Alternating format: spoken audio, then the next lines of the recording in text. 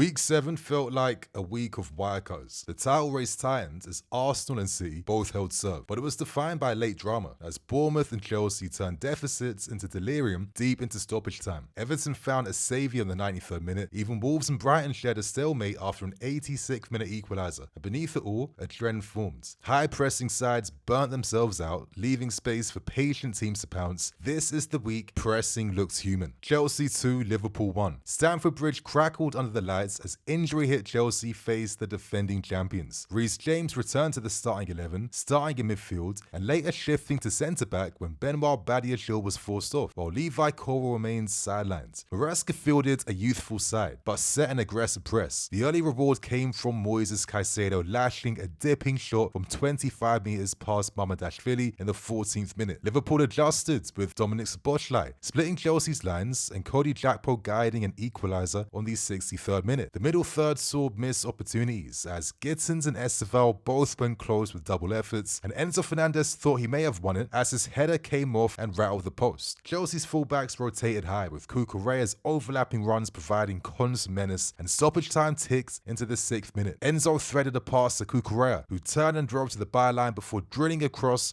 goal with the young 18-year-old Esteval Williams sliding in at the back post to score his first Premier League goal amid bedlam in the stands. The 18-year-old celebration, arms stretched before a roaring shed end, felt like the anointing of a new hero and kickstarts Esteval's first chapter at Chelsea Football Club. Enzo Maresca was rewarded for turning towards youth as Chelsea's youthful, fearless team took on Liverpool, with the defining moment of the game coming from Enzo Maresca's triple substitution in the 75th minute. Esteval stole the headlines. He turned the game around for Chelsea, and even though Liverpool ended the game with a higher expected goal rate, which belied the Blues' game management, international break comes at the perfect time for Chelsea as they're expecting some star players to return back from injury. So the question is, will Chelsea's season finally pick up once the international break is over? Arsenal 2, West Ham 0. At the Emirates, Arsenal fans relished the long-awaited Rice, Odegaard, Eze midfield trio, and their excitement turned to concern when Odegaard collided knees and was forced off before half-time, becoming the first player ever substituted before half-time in 3 consecutive Premier League starts. In came Martin Zubimendi and his raking pass released Eze, with Alfonso Areola saving Eze's shot, but Declan Rice tapping it into an empty net to open the scoring on the 38th minute. 10 minutes earlier, Eze had missed an even easier chance, blazing over when unmarked, but Arsenal's dominance was total. They completed 69% possession and recorded 21 shots, while West Ham failed to register a shot on target. Zubimendi continued to dictate play. His lofted pass to Urian Timbers forced the fullback to be fouled, winning the penalty. Bukayo Saka blasted the sport kick into the top corner to mark his 200th Premier League appearance with his 100th goal involvement. Both Rice and Odegaard later came off the knocks. Concerns for Arteta as the side resumed after the break. West Ham looked toothless. David Raya's only involvement was punching away a corner as the visitors chased shadows. Arsenal cruised to the top of the table on goal difference, and the tactical experiment with Eze and Zubimendi offered promising balance. Bournemouth 3, Fulham 1. The Friday night curtain raiser at a rain-lashed Vitality Stadium began lethargically. The first half saw the lowest combined expected goals of the season. Fulham, deprived of striker Rodrigo Muniz, relied on Ryan Sessegnon's pace, and it paid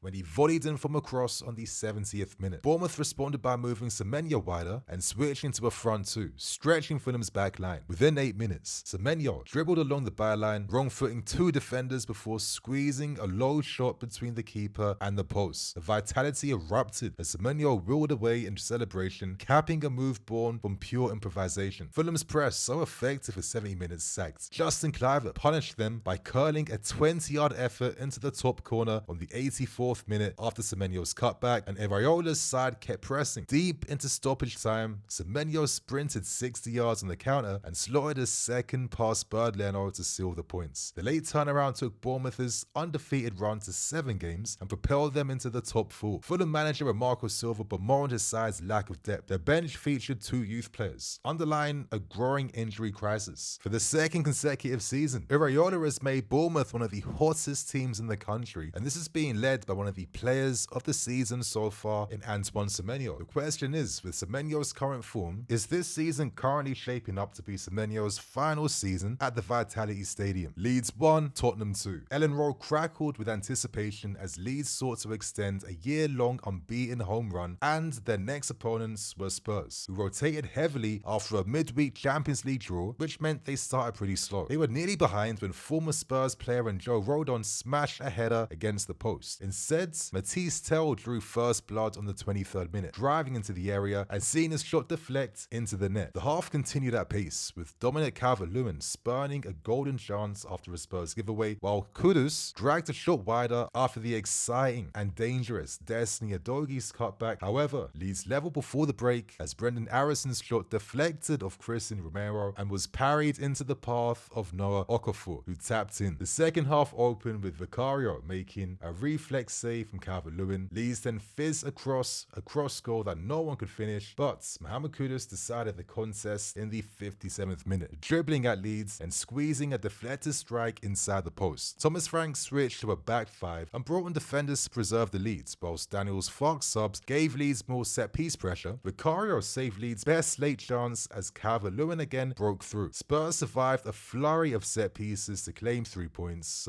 All 3 goals came via deflections, and the expected goal threat from Spurs compared to Leeds did showcase a lack of open play creativity from Tottenham, but they climbed temporarily to seconds in the table based on their away win at Ellen Road.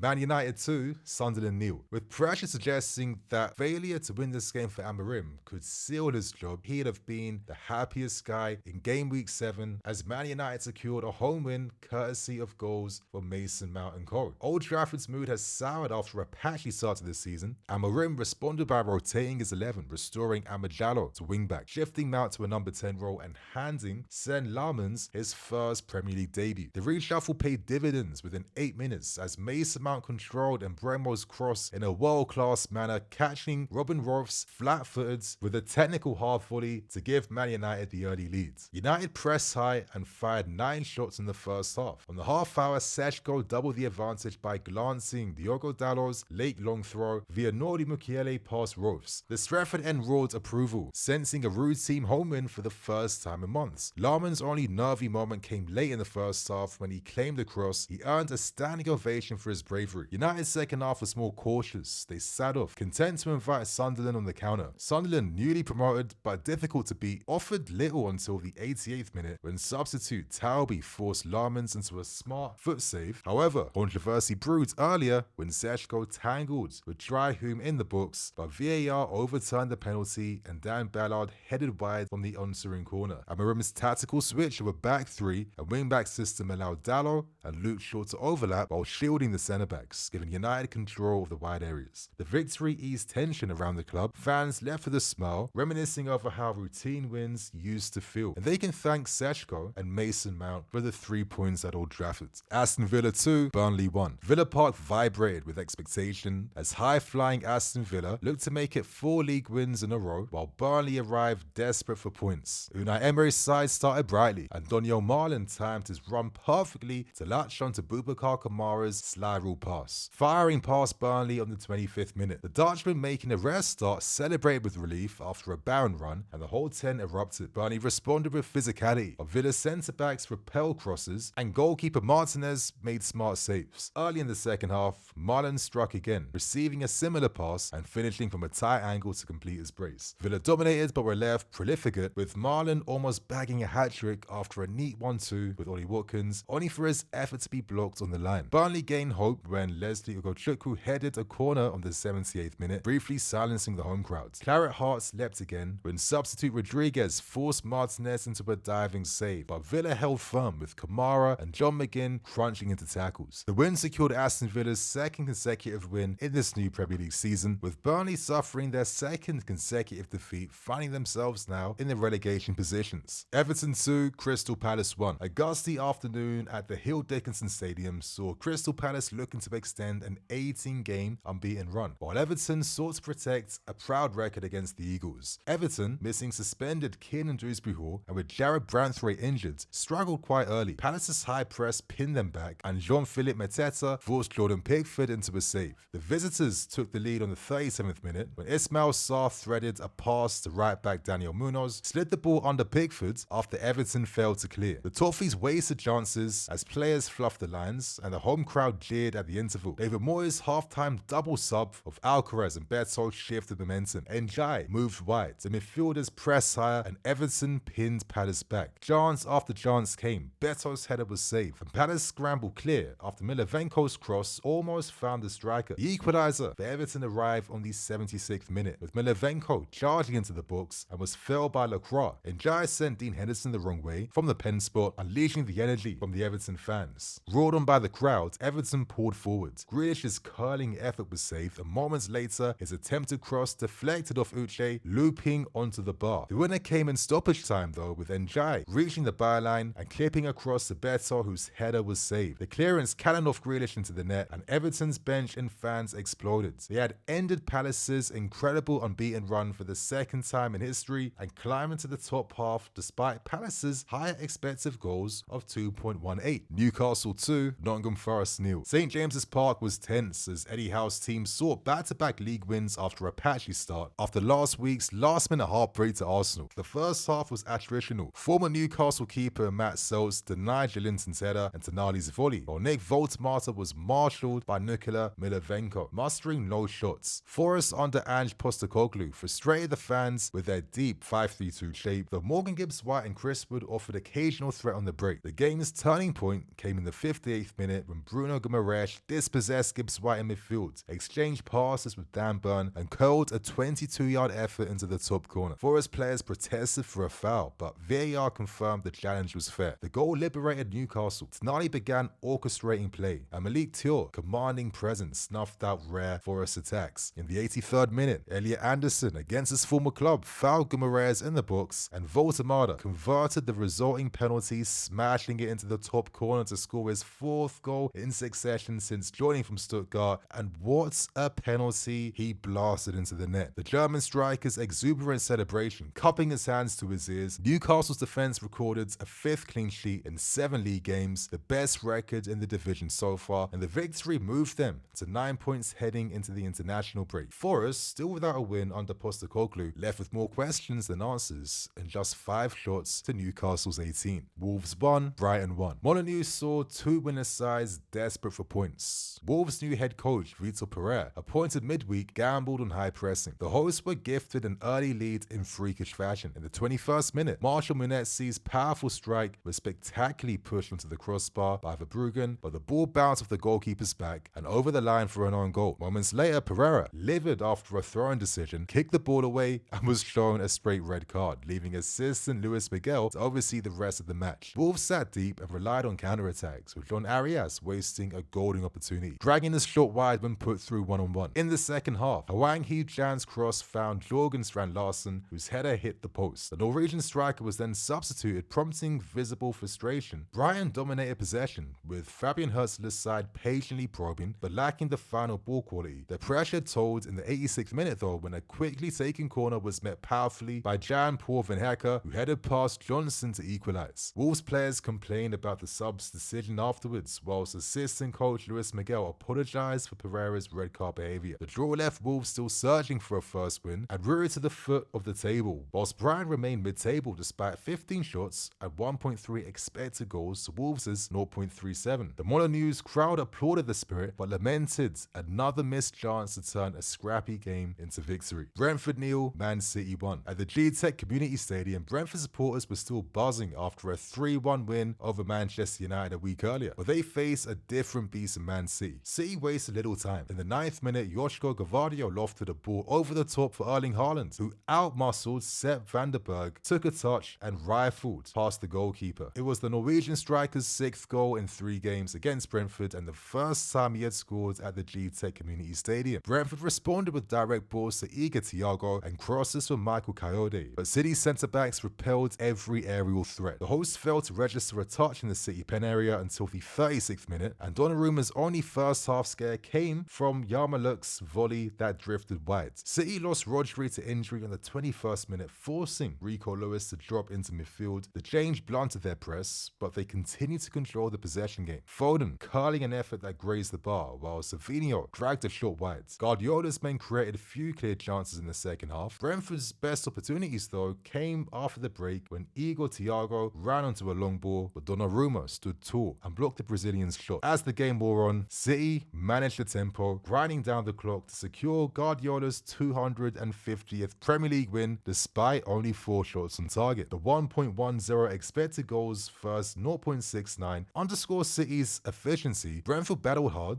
but lacked the cutting edge to breach Man City. So, who are the winners and who are the worries this weekend? For winners, Caicedo announced himself as the best midfield player in the country, and SFL Williams' cameo produced the winner and hinted at a frightening ceiling. The next winner is Daniel Marlin. The Villa forwards brace gave Emre his second consecutive win this season. The next winner is Everton's resilience, with Sean Dyche's side coming back from a goal down to take 3 points thanks to Jack Grealish's strike. It's a win that could define their season. And finally, the last winner goes to Bruno Guimaraes. Newcastle's metronome scored, created, and pressed superbly. If he stays fit, the Magpies have a serious top 4 chance. For worries, Liverpool's finishing. Arne Slot's team generated 2.06 expected goals but scored just 1. Salah is out of form right now, but most worryingly, Liverpool look extremely susceptible to any attacks in behind. Arne Slot needs to find balance for this star-studded Liverpool team. The next worry goes down to Burnley's defence. Burnley, after an impressive start to this season, are starting to taste reality in the league, and they currently sit 19th and look short of ideas. And the last worry is Tottenham's attack. They relied on deflector strikes and managed just 0.69 expected goals. They show they can win ugly, but after spending so much money on creative players against deeper blocks, they need to show more quality in these types of games. So, what are the trends we learned this week on match week 7? Well, the name for this week would be the cost of the press, with high pressing sides such as Fulham, Liverpool, Leeds and Brentford starting on the front foot but fading as the match wore on. Bournemouth, Chelsea and Everton all won via goals scored after the 90th minute. Teams that maintain compact mid-blocks, which were Arsenal, Villa, Newcastle and City, conceded just 1 goal between them. The pattern suggests that pressing remains a vital weapon, but one that exacts a toll. Sides without squad depth or endurance will be punished late on. Expect managers to tweak their triggers and rotate more heavily as autumn beds in. So that is everything we learned on match week 7 in the Premier League. Let us know your big moments this weekend, and we'll catch you guys for match week 8 on EDFC.